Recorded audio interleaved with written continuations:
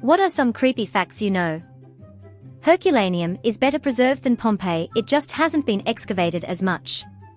Pompeii was essentially destroyed by falling volcanic rock, its dead later being buried by ash after rigor had set in. Herculaneum was destroyed by pyroclastic flows so hot that the liquids in people's bodies turned to vapor and exploded instantly. Brain matter turned into glass. Bone and metal were welded together. All that happened before Pompeii.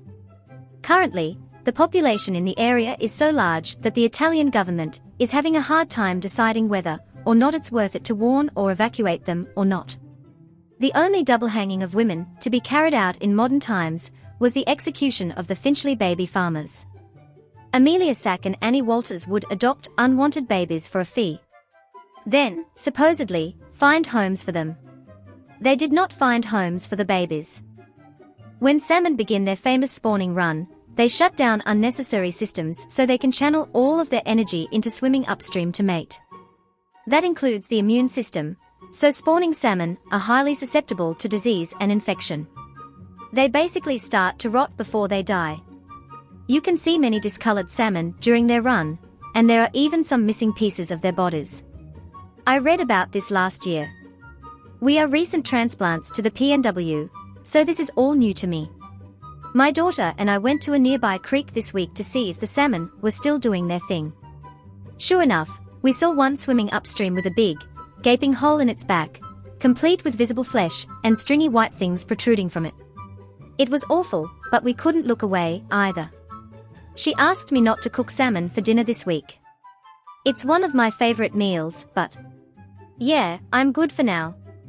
It's against the law for a pharmacist to tell seniors on Part D they are paying 2.5 times the cost for, let's say, metformin than someone off the street no insurance. In my hypothetical transaction, the drug costs the pharmacy $2, he charges $4. If grandma comes in her Medicare card, she is charged $10 copay. The drug maker then takes $7 leaving $3 instead of $4 as the profit margin to the pharmacy. He is bound by law to say nothing about the scam.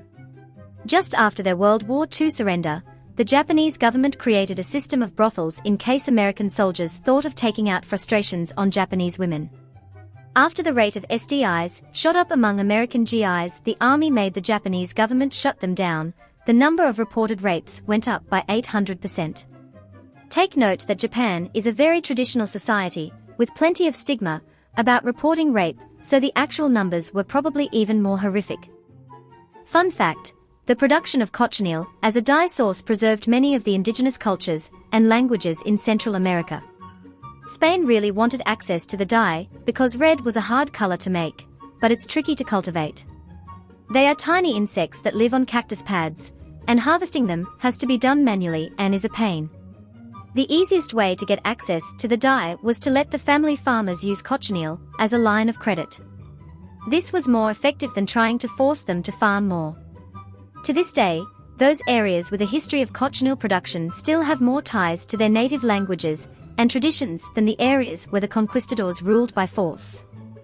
I've used cochineal in a fiber arts class before, and it really is a gorgeous, long-lasting color.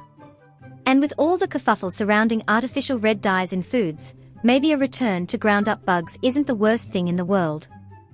I was in a creative writing workshop in college, and was critiquing a medieval torture section in someone else's piece. My professor was like, "What the fuck? Why do you know that?" I told him I wrote a paper on it, but it actually came up in a few historical fiction books. I was curious if it was accurate, and fell down a rabbit hole, and no eyes to ton about medieval torture. I did the same a few months ago. It started with one false imprisonment case ages ago in France, but then sites suggest related articles, so I spent 4 hours reading about women being falsely imprisoned.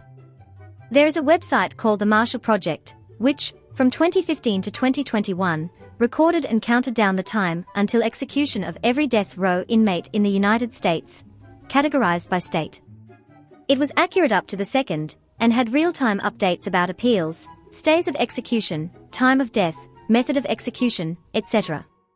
It was fascinating and gave me major creeps at the same time. The site is still up, and the records can still be read. Adolf Hitler's grandma served as a cleaning lady in a Jewish household, which implies that his mom might have been a half-Jewish illegitimate child. The uncertainty in this family secret Hitler could never get over, plus his dad beat him regularly for no reason. These two things left him so scarred that according to a psychoanalyst he projected his fear and hatred towards his dad on the Jews and his empathy towards his mother on Germany. Mummy brown or Egyptian brown is an old pigment that the pre-Raphaelites used for paintings. It's a rich color that was made from myrrh, pitch, and the decayed flesh of humans, mummies. Artists, for a very long time, did not know the contents of said pigment and were turned off by it by 1915 because they found it gross and despicable. Still, a plenty of famous works feature a paint that is essentially dried up human tissue. Google and Facebook and formerly Twitter until a year ago sell your data to everyone, attempt to curb and control your speech and behavior and knowledge, and then act like Apple is some sort of evil company that protects privacy, individual autonomy and agency, and right to a fantastic product for money spent. Media uses fear to push political agendas on both sides of the political spectrum. This fear is often used to demonize things that are not inherently dangerous simply by creating fear. For example, more people are killed by cows in a few weeks than sharks do in over 20 years, and toilets kill more people in a month than AR-15s do in years. This is not about what is being turned into fear, but rather what it can be used for. Movies, TV and social media are extremely powerful tools, as the human mind can be easily manipulated from enough exposure. Furthermore, history and even simple logic can be rewritten just by changing a few Google search results and changing the contents of textbooks. Hell, even just removing a scene from a movie can wipe all knowledge of it from existence. Simply by changing a source of information and not saying anything about it to anyone can rewrite everyone's knowledge. TLDR, the human mind is extremely manipulatable. Anything you know could be a lie and you wouldn't know it. Aquagenic urticaria is the name for an allergy to water. Obviously, water is a requirement to sustain life, and so people with this allergy must be careful with even drinking it because, in more severe cases, the person may go into anaphylaxis from the water coming into contact with their lips. Not exactly a fact, but the disappearance or murder of Emanuela Orlandi.